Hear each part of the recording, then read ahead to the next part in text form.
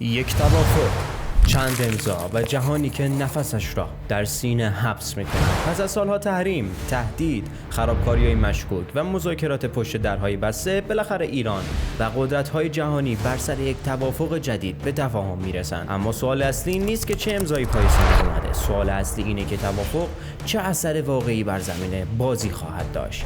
اگر این نوع روایت تحلیلی نظامی برات جالبه، کانال را همین الان سابسکرایب کن. زنگوله را هم بزن که هیچ کدوم از سناریوهای آینده رو از دست ندید. بخش اول، توافق جدید. روی کاغذ آرام ولی در عمل پیچیده. وقتی خبر توافق جدید منتشر میشه، رسانه‌ها به چند جمله ساده بسنده میکنن.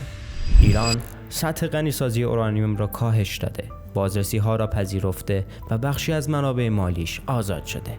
اما پشت این جملات یک بازی چند لایه در جریان است. اولین بند توافق مربوط به کاهش سطح غنیسازی اورانیوم به زیر 5% است. برای مخاطب عادی این عدد شاید به نظر ساده برسد، اما در دنیای فنی هسته‌ای تفاوت بین 5 و 60% مثل فاصله بین یک اجاق آشپزخانه و یک موتور راکت است. در حال حاضر ایران در برخی از سایت‌های خود از جمله فردو و نتنز اورانیوم را تا سطح 60% غنی می‌کند. این یعنی فقط چند قدم فنی تا تولید سوخت قابل استفاده در یک کلاهک انفجاری. دومین بند توافق توقف توسعه سانتریفیوژهای پیشرفته ایران است. این یعنی سانتریفیوژهایی از نوع IR6 یا حتی مدل‌های جدیدتر که قدرت چرخش بسیار بالاتری نسبت به نمونه‌های اولیه رو داره. اما چرا این مهمه؟ چون تعداد سانتریفیوژها عامل تعیین کننده سرعت غنیسازی نیست، کیفیت و بازدهی اونها هم به همون اندازه تغییر میکنه. تو بند سوم گفته میشه که نظارت آژانس بین‌المللی انرژی اتمی دوباره برقرار میشه. اما سوال اصلی در این بند این نیست که آیا دوربین ها به سایت ها برمیگردن یا نه، بلکه اینه که آیا ایران داده های قبلی رو تحویل میده یا نه. چون بدون اون آژانس نمیتونه تصویری کامل از میزان واقعی ذخایر اورانیوم ایران رو ترسیم کنه. و بالاخره میرسیم به مهمترین بند اقتصادی، آزادسازی بخشی از دارایی‌های بلوکه شده ایران در کشورهای مختلف مثل کره جنوبی، عراق، ژاپن یا بانک‌های اروپایی که پول اونجا نگه داشته میشه. بر اساس توافق ممکن است حدود 10 یا 20 میلیارد دلار به صورت مرحله‌ای آزاد بشه. این پول میتونه نقش کلیدی رو در بهبود اقتصاد ایران بازی کنه. اما از دید تحلیلگران نظامی، تزریق چنین منابعی میتونه برنامه بازدارندگی و توسعه زیرساخت‌های دفاعی رو دوباره فعال بکنه. در واقع هر دلاری که از تحریم عبور میکنه فقط وارد بازار ارز نمیشه و اون میتونه به حوزه‌های راهبردی چون ارتقای ناوگان پهپادی، توسعه سامانه پدافند هوایی یا حتی سرمایه‌گذاری در قدرت سایبری اختصاص پیدا بکنه. این توافق جدید شاید روی کاغذ شبیه آشتینامه باشه، اما توی متن فنی اون بازی پیچیده‌ای از کاهش فشار، افزایش قدرت، باز تنظیم مسیرهای نفوذ منطقه‌ای جریان داره. یک قدم به عقب برای جهش زیرپوستی به جلو. بخش دوم، بازدارندگی بازسازی شده ایران پس از تزریق سرمایه. تا پیش از توافق ایران با محدودیت‌های سنگین مالی، تکنولوژی و لوجستیکی روبرو بود. هر تجهیزی، هر قطعه صنعتی، حتی بسیاری از نرم افزارهای نظامی با تأخیر، هزینه بالایی از طریق شبکه‌های پیچیده تامین می‌شد. اما توافق قفل یکی از بزرگترین محدوده‌ها رو باز می‌کنه.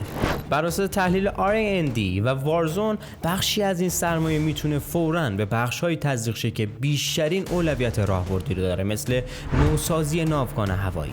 ایران طی سالهای گذشته که بارها خرید جنگنده‌های نسل 4 یا نیمه پیشرفته مانند S-35 از روسیه مذاکره کرده، اما محدودیت مالی، لوجستیکی و فنی مانع اجرای شدن کامل این برنامه شده. در صورت دستیابی منابع آزاد شده، این خرید میتونه عملیاتی بشه. جز سامانه‌های تسلیحاتی پیشرفته، برای ایران صرفاً یک نمایش قدرت هوایی نیست، بلکه تغییری جدی در توازن هوایی منطقه ایجاد میکنه، مخصوصاً در مقابله با هواگردهای پیشرفته کشورهای خلیج یا سامانه‌های F-35 اسرائیل. 2. گسترش قدرت سایبری و فرماندهی C4ISR. یکی از نگرانی‌های اصلی منتقدان توافق اینه که آرامش در سطح رسمی به معنای خاموش شدن میدان‌های نیابتی نیست. در واقع توافق میتونه به جای توقف این بازی باعث تجهیز هوشمندانه تر اون بشه که توی بخش قبلی به صورت کامل بررسی کردیم. بخش چهارم، واکنش اسرائیل و آمریکا و شورای همکاری خلیج فارس. آرامش ظاهری یا آماده باش استراتژیک. وقتی توافق با ایران اعلام میشه، شاید صدای اعتراض رسمی از تل آویو، ریاض یا واشنگتن مثل قبل بلند نباشه، اما این سکوت نباید با رضایت کامل اشتباه گرفته بشه. تل‌آویو بر اساس تجربه تاریخی توافق رو یک وقفه خطرناک میدونه، نه برای کاهش تنش بلکه برای فراهم شدن زمان بازسازی ساختار ایران.